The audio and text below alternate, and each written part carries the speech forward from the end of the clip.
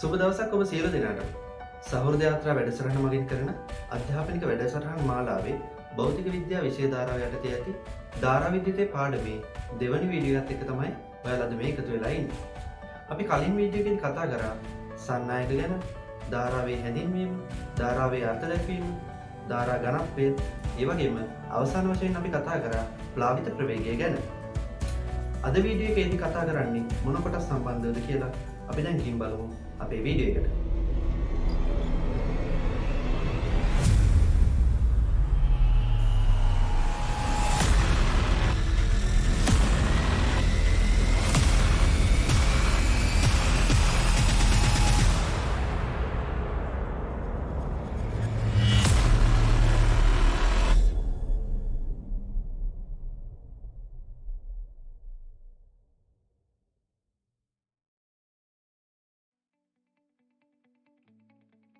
අපි මුලින්ම බලමු ධාරා විද්‍යුතයේ පාඩමේ අද අපි කතා කරන්න යන කොටස් ටික මොකක්ද කියලා.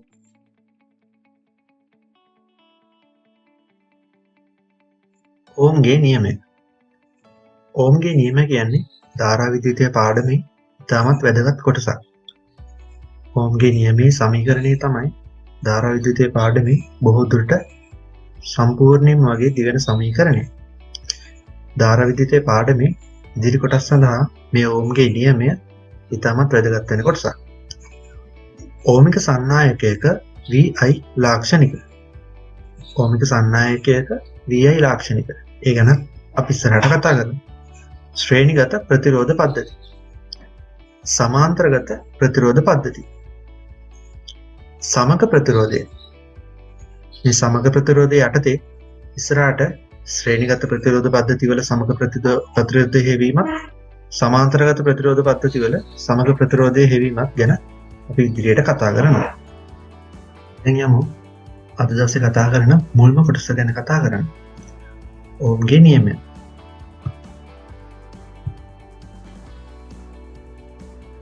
ඕම්ගේ නියමය සන්නායකයක උෂ්ණත්වය, දිග, හරස්කඩ ආදී භෞතික තත්ත්ව නියතව පවත්නා විට සන්නායකය තුළින් ගලන ධාරාව එහි දෙකළවර විභව අන්තරයට අනුලෝමව සමානුපාතික වේ. සන්නායකයක උෂ්ණත්වය, දිග, හරස්කඩ ආදී භෞතික තත්ත්ව නියතව පවත්නා විට සන්නායකය තුළින් ගලන ධාරාව එහි දෙකළවර විභව අන්තරයට අනුලෝමව සමානුපාතික වේ. මොකක්ද මේ කියන්නේ? උදාහරණයක් විදියට අපි සන්නායක කැබැල්ලක් ගත්තොත් ඒක තියෙනවානේ හරස්කඩ වර්ගඵලයක් තියෙනවා. යම්කිසි දිගක් තියෙනවා. ඒකට අණු උෂ්ණත්වයක් තියෙනවා.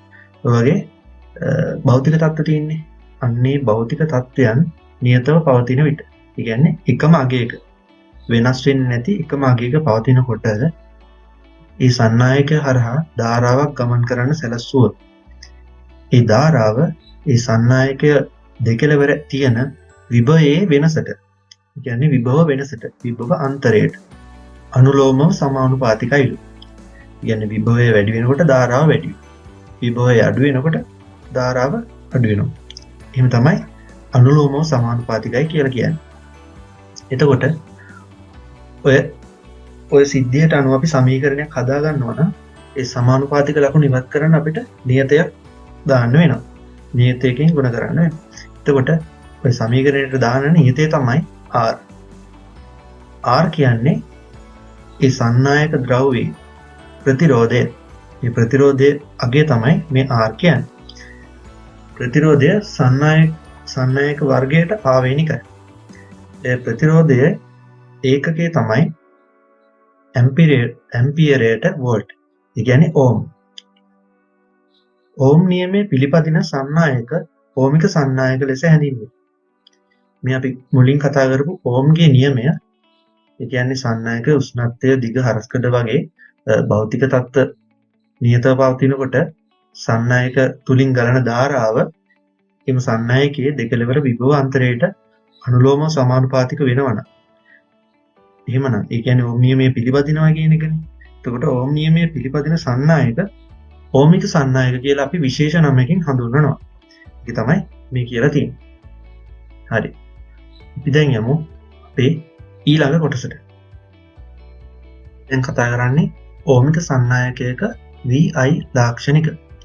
VI ලාක්ෂණික කියන්නේ ඕමික සන්නායකයක්. කියන්නේ ඕම් නියමය පිළිපදින සන්නායකයක් අපි හඳුන්වනවානේ ඕමික සන්නායකයක් විදිහට. එතකොට මේ ඕමික සන්නායකයක VI ලාක්ෂණික කියන්නේ V කියන්නේ විභවාන්තරය, I කියන්නේ ධාරාව. ධාරාවත් එක්ක විභවාන්තරය විචලනය වෙන්නේ කොහොමද කියලා අපි ප්‍රස්ථාරිකව නිරූපණය කරොත් මෙන්න මේ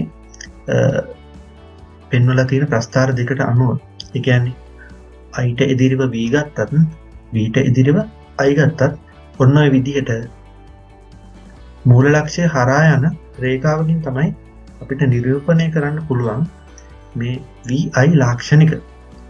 ඒ කියන්නේ මේ ප්‍රස්ථාර දෙකම y සමානයි mx ආකාරයේ ප්‍රස්ථාර. මෙන්න මේ විදිහට ප්‍රස්ථාරිකව නිරූපණය කරන එක තමයි එතකොට ඕමික සන්නායකයක VI ලාක්ෂණික කියලා කියන්නේ. අපි දැන් යමු ඊළඟ කොටසට. ඊළඟ කොටස තමයි එතකොට ප්‍රතිරෝධ පද්ධති. ප්‍රතිරෝධ පද්ධති වර්ග දෙකක් තියෙනවා. එකක් ශ්‍රේණිගත ප්‍රතිරෝධ පද්ධති, අනිත් එක සමාන්තරගත ප්‍රතිරෝධ පද්ධති.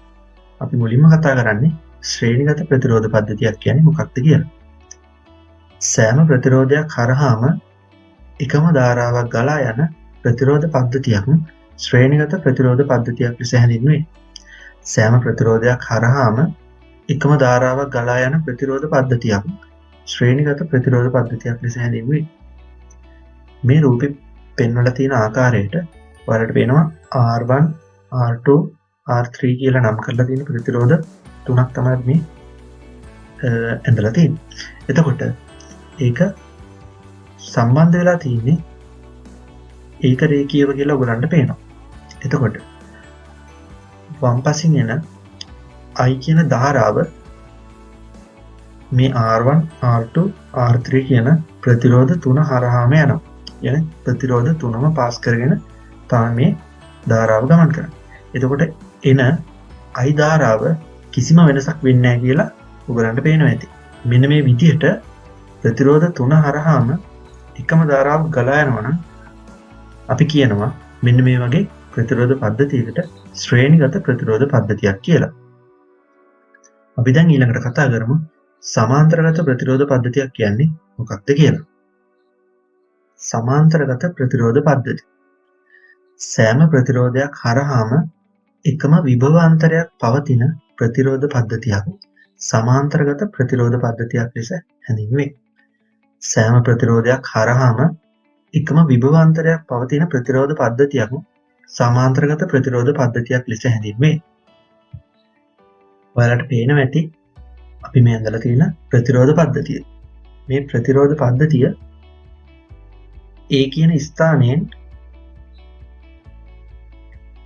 ස්ථානයට එන I ධාරාව මාර්ග තුනක් ඔස්සේ තමයි ඒ කියන ස්ථානයෙන් පිට වෙන්නේ. ඒ කියන ස්ථානය පහු කරගෙන යන්නේ මාර්ග තුනක් කරා. මේ මාර්ග තුන අතරතුර තියෙනවා R1, R2, R3 කියලා වෙන වෙනම ප්‍රතිරෝධ තුනක්. ඔන්න ඔය විදිහට සම්බන්ධ වෙලා තියෙනවා. එතකොට ඔය ඒ කියන ස්ථානයේදී වෙන වෙලා පාරවල් තුනකට බෙදිලා යන සන්නායක තුන B කියන ස්ථානයේදී ආපහු එකතු වෙනවා. එකතු වෙලා නැවත අර මුලින් ආපු ධාරාව ඒ ආකාරයටම B කියන ස්ථානයෙන් පසුව ගමන් කරනවා. අර ඒ කියන ස්ථානයේදී සම්බන්ධ බෙදිලා තියෙන පාරවල් තුනේදී ධාරාව යම්කිසි ආකාරයකට ආපු ධාරාව බෙදිලා තමයි ගමන් කරන්නේ. අපි එතකොට I1, I2, I3 කියලා පිළිවෙලින් R1, R2, R3 හරහා යන ධාරාවල් නම් කරොත් එතකොට පේනවා මේ ධාරාවල් තුන වෙනස් ධාරාවල් තුනක් කියලා. මොකද හරියටම තුනට බෙදෙන්නේ නැති හින්දා. මේ ගලන ධාරාව හරියටම තුනට බෙදලා නෙමෙයි යන්නේ. ප්‍රතිරෝධීතාව අනුව මේ ධාරා බෙදෙන අනුපාත වෙනස් වෙනවා. එතකොට මෙන්න මේ විදිහට සෑම ප්‍රතිරෝධයක් හරහාම එකම විභව අන්තරයක් පවතින ප්‍රතිරෝධ පද්ධතියක් තමයි අපි සමාන්තරගත ප්‍රතිරෝධ පද්ධතියක් විදිහට හඳුන්වන්නේ. මේ A සහ B කියන ස්ථාන දෙකම මේ ප්‍රතිරෝධ තුනටම පොදුයි.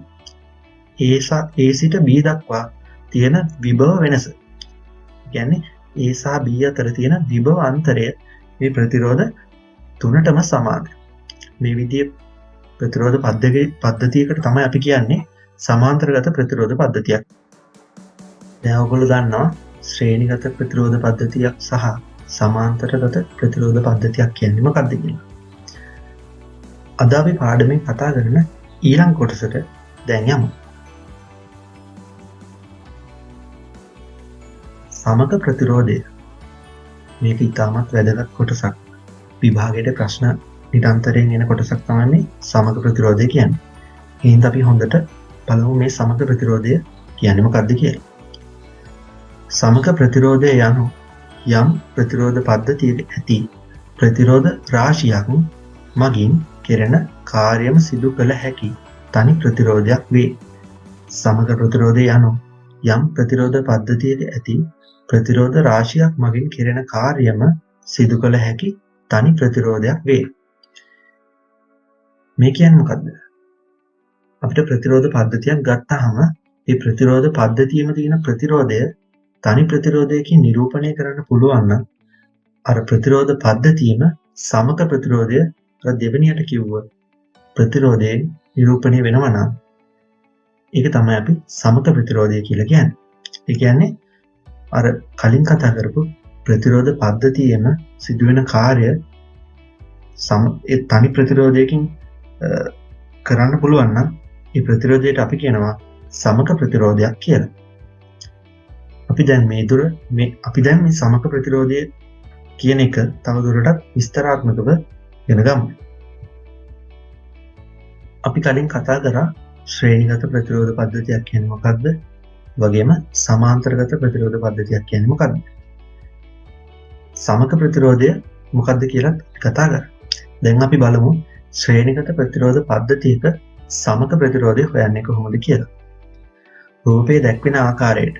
ඒ කියන්නේ එකම ධාරාවක් ගලා යනවා නම් ඒ ප්‍රතිරෝධ කිහිපය තුලින්ම ඒකට අපි කියනවා ශ්‍රේණිගත ප්‍රතිරෝධ පද්ධතියක් කියලා. සෑම ප්‍රතිරෝධයක් කරාම එකම ධාරාවක් ගලා යනවා නම් අපි ඒකට කියනවා ශ්‍රේණිගත ප්‍රතිරෝධ පද්ධතියක් කියලා. රූපයේ දැක්වෙන ආකාරයට R1, R2, R3 කියලා කියන්නේ ශ්‍රේණිගත ප්‍රතිරෝධ පද්ධතිය.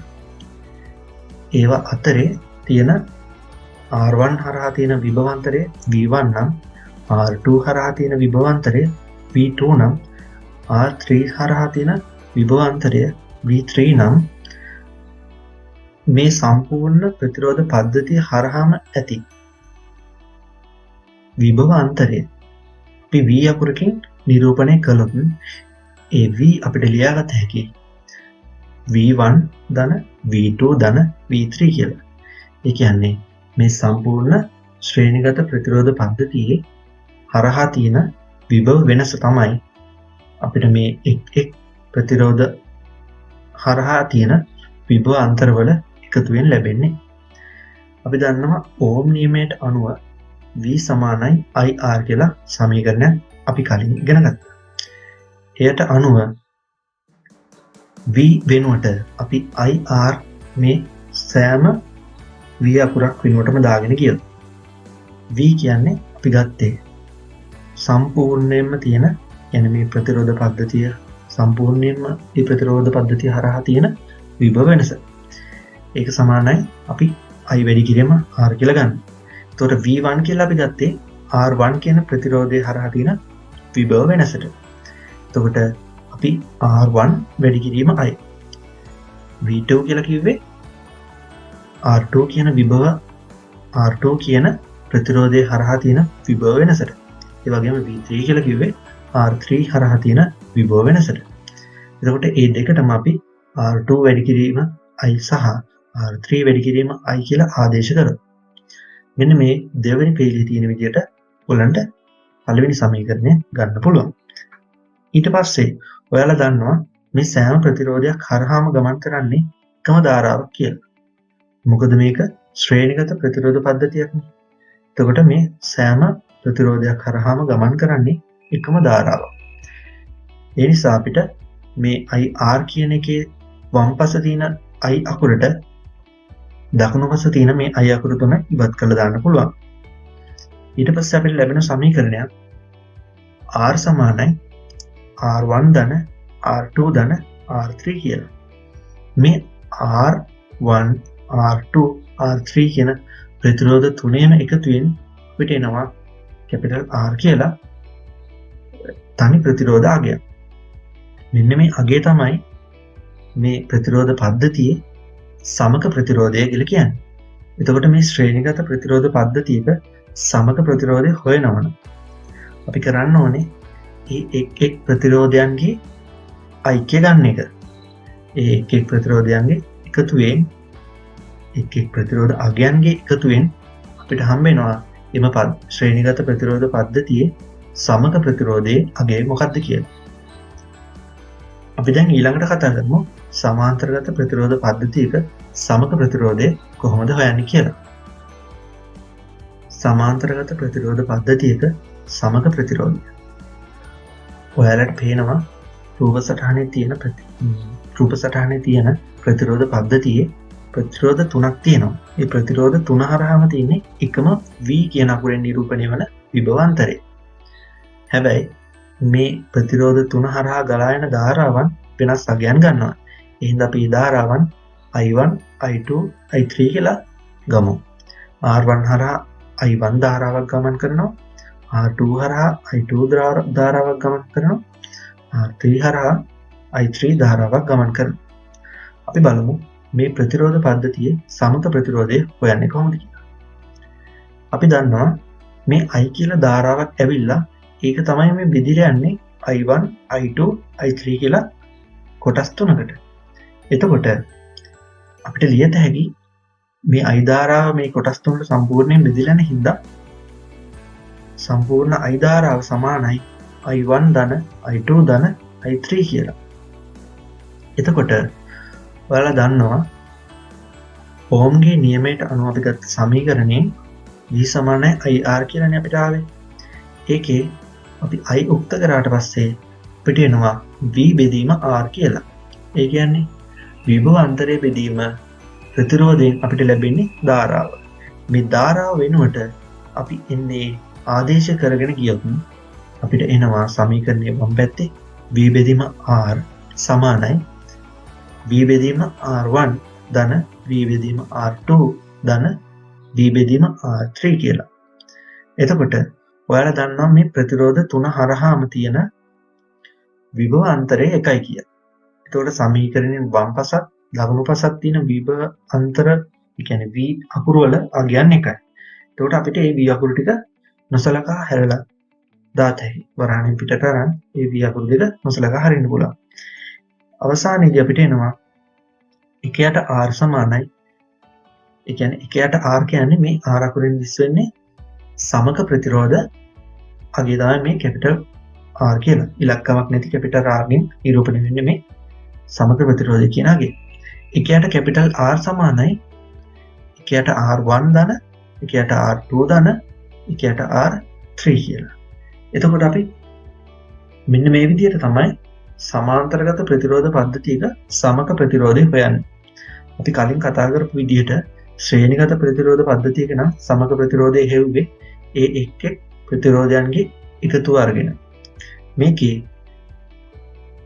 ගන්නේ එකයට R වල එකතුව. එකයට R වල එකතු සමාන වෙනවා සමකයේ එකයට R කියන ඒ විදිහට තමයි මෙන්න මේ සමාන්තරගත ප්‍රතිරෝධ පද්ධතියක සමක ප්‍රතිරෝධය හොයන්න වෙන්නේ. අපි බලන්න අපේ ඊළඟ කොටසට. දැන් කතා කරා සමාන්තරගත ප්‍රතිරෝධ පද්ධතියක සමක ප්‍රතිරෝධය හොයන්නේ කොහොමද කියලා. උදාහරණයට අපි කලින් ගත්තේ ප්‍රතිරෝධ තුනක් තියෙන ප්‍රතිරෝධ පද්ධතිය. සමාන්තරව ප්‍රතිරෝධ තුනක් තියෙන ප්‍රතිරෝධ පද්ධතියක් තමයි අපි කලින් උදාහරණයට ගත්තේ. දැන් අපි බලමු ප්‍රතිරෝධ දෙකක් තියෙන සමාන්තරව ප්‍රතිරෝධ දෙකක් පිටලා තියෙන ප්‍රතිරෝධ පද්ධතියක් ගත්තොත් මේ පද්ධතියේ සමක ප්‍රතිරෝධය ඉන්නේ කොහොමද කියලා. මේ රූපේ දක්වන ආකාරයට R1 සහ R2 කියලා තියෙන ප්‍රතිරෝධ දෙක සම්බන්ධ වෙලා තින්නේ සමාන්තරව තමයි. එතකොට ඒ හරහා යන ධාරාවන් බෙදිලා යනවා. එතකොට ඔයගොල්ලෝ දන්නවා මේ I කියන ධාරාව ලියාගෙන කලින් සමීකරණය වගේ කලින් සමීකරණයක් අපි ඔප්පු කරලා ගත්තානේ. එකයට R සමානයි, එකයට R1 ධන, එකයට R2 ධන, එකයට R3 කියලා සමීකරණයක් ගත්තා. ওই විදිහට තියෙන ප්‍රතිරෝධ ගානේ එකතු වෙන්නේ අපිට සමග ප්‍රතිරෝධයේ එකයට අගේ එන්නේ. ඒ විදිහට මේ සමාන්තරගත ප්‍රතිරෝධ දෙකක් අපි මේ විදිහට ලියාගත්තොත් එකයට R සමානයි, එකයට R1 ධන, එකයට R2 කියලා එනවා. එතකොට මේකේ R1 සහ R2 කියන එකේ පොදු හරයක් අරන් අපි ලියුවොත් R1 ධන R2 සම්පූර්ණයෙන් බෙදීම R1 R2 කියලා එනවා. අපිට දැන් මේ ඇවිල්ලා තියෙන්නේ එකයට R අගේනේ. කියන්නේ සමග ප්‍රතිරෝධයේ පරස්පරනේ. ඒක අපි උඩයට මාරු කරලා ලියුවොත් එතකොට R උක්ත වෙලා අපිට එනවා R සමානයි R1 R2 සම්පූර්ණයෙන් බෙදීම R1 ධන R2. මෙන්න මේ නිල් පාට කොටුවේ තියෙන සමීකරණයෙන් අපිට පහසුවෙන්ම ගන්න පුළුවන් සමාන්තරගත ප්‍රතිරෝධ දෙකක් සහිත ප්‍රතිරෝධ පද්ධතියක සමක ප්‍රතිරෝධය. මේ විදිහට තමයි අපි සමාන්තර ප්‍රතිරෝධ දෙකක සමක ප්‍රතිරෝධය හොයන විදිහ. හරි. දැන් ඊළඟ කොටසට ගිහිල්ලා බලමු තවත් ආකාරයක ප්‍රතිරෝධ පද්ධතියක්. හරි. මේ රූපේ දැක්විලා තියෙන්නේ ටිකක් විශේෂ ප්‍රතිරෝධ පද්ධතිය. මේ තියෙන සෑම ප්‍රතිරෝධයකම අගය එක හා සමානයි. ඒ කියන්නේ එකම අගයකින් යුත් ප්‍රතිරෝධ පද්ධතියක් තමයි මේ අපි රූප සටහනේ දක්වලා තියෙන්නේ. මේ විදිහට එක හා සමාන අගයකින් යුත් ප්‍රතිරෝධ පද්ධතියක් සමාන්තරව පිළිලා තියෙන ප්‍රතිරෝධ වලින් යුත් ප්‍රතිරෝධ පද්ධතියක් ගත්තාම ඒකේ සමක ප්‍රතිරෝධය හොයන්න කෙටි ක්‍රමයක් තියෙනවා. බලමු. සමාන ප්‍රතිරෝධ කිසියම් සංඛ්‍යාවක් සමාන්තරගත වේ නම් එක් ප්‍රතිරෝධයක අගය ප්‍රතිරෝධ සංඛ්‍යාවෙන් බෙදීමෙන් එම ප්‍රතිරෝධ පද්ධතියේ සමක ප්‍රතිරෝධය ලැබේ. ඒ කියන්නේ සමාන ප්‍රතිරෝධ කිසියම් සංඛ්‍යාවක් සමාන්තරගත වේ නම් එක් ප්‍රතිරෝධයක අගය ප්‍රතිරෝධ සංඛ්‍යාවෙන් බෙදීමෙන් එම ප්‍රතිරෝධ පද්ධතියේ සමක ප්‍රතිරෝධය ලැබේ. ඒ කියන්නේ අපි දැන් මේ රූප සටහනට අනුව අරගෙන තියෙන ප්‍රතිරෝධ සියල්ලම අගය එකයිනේ. එතකොට මේ එක ප්‍රතිරෝධයක අගය ප්‍රතිරෝධ ගණනින් බෙදුවොත් එතකොට තමයි අපිට එන්නේ මේ සමාන්තරගත වෙලා තියෙන එක හා සමාන ප්‍රතිරෝධ පද්ධතියේ සමක ප්‍රතිරෝධය. එතකොට කැපිටල් R වලින් අපි සමක ප්‍රතිරෝධය ගත්තොත් කැපිටල් R සමානයි අපි මේ එක් ප්‍රතිරෝධයේ අගය ප්‍රතිරෝධක අගය අපිට ගත හැකි R dash වලින් නිරූපණය කරලා තියෙන්නේ. එතකොට R dash බෙදීම n කියලා. එතකොට R සමානයි R dash බෙදීම n. මේ නිල් පාට කොටුවේ තියෙන විදිහට තමයි අපිට මේ සමීකරණයෙන් තමයි මේ වගේ තියෙන කියන්නේ මේ වගේ සමාන්තරගතව පිළිලා තියෙන එක හා සමාන ප්‍රතිරෝධ වලින් යුත් ප්‍රතිරෝධ පද්ධතියක සමක ප්‍රතිරෝධය හොයන්නේ. මේකේ මේ R dash කියන්නේ මේ එක් ප්‍රතිරෝධයක අගය. n කියන්නේ ප්‍රතිරෝධ සංඛ්‍යාව. ඒ කියන්නේ අපි හිතමුකෝ දැන් මෙතන මේ දීලා තියෙන රූපේ නම් උදාහරණයට අරන් තියෙන රූපේ නම් තියෙන ප්‍රතිරෝධ 4යි. එක හා සමාන ප්‍රතිරෝධ 4යි. මේ විදිහට සමාන්තරගතව ඕන සංඛ්‍යාවක් තියෙන කියන්නේ ඊට වඩා විශාල සංඛ්‍යාවක් හෝ එහෙම තියෙන ප්‍රතිරෝධ පද්ධතියක් සැලකුවොත් ඒ හැම ප්‍රතිරෝධයක්ම එකිනෙකට සමාන නම් එවැනි ප්‍රතිරෝධ පද්ධතියක සමග ප්‍රතිරෝධය වෙන්නේ ඒ සමාන ප්‍රතිරෝධ වලින් පද්ධතියේ එක් ප්‍රතිරෝධයක අගය තියෙන ප්‍රතිරෝධ ගණනින් බෙදුවොත් තමයි. ඒ n කියලා මේ සමීකරණය නිරූපණය වෙලා තින්නේ ඒ තිබිලා තියෙන ප්‍රතිරෝධ සංඛ්‍යාව. සමාන්තරගත ප්‍රතිරෝධ පද්ධතියක සමග ප්‍රතිරෝධය එහි ඇති කුඩාම ප්‍රතිරෝධයේ අගයටත් වඩා කුඩා වේ. මොකද්ද මේ කියලා තියෙන්නේ? මේ තැඹිලි පාටින් තියෙන විශේෂ කරුණ කියලා තියෙන දේ පැහැදිලි කරගමු. සමාන්තරගත ප්‍රතිරෝධ පද්ධතියක සමග ප්‍රතිරෝධය එහි ඇති කුඩාම ප්‍රතිරෝධයේ අගයටත් වඩා කුඩා වේ. ඒ කියන්නේ සමාන්තරව ප්‍රතිරෝධ දෙකක් හරි තුනක් හරි ඊට වඩා වැඩි සංඛ්‍යාවක් හරි පිටලා තියෙනකොට ඒ ප්‍රතිරෝධ පද්ධතියම සමග ප්‍රතිරෝධය ඒ දීලා තියෙන ප්‍රතිරෝධ පද්ධතියේ තියෙන එක් අගයන් වලින් යුත් ප්‍රතිරෝධවල තියෙන කුඩාම ප්‍රතිරෝධී අගයටත් වඩා කුඩා වෙනවලු සමක ප්‍රතිරෝධය. කියන්නේ මෙහෙම.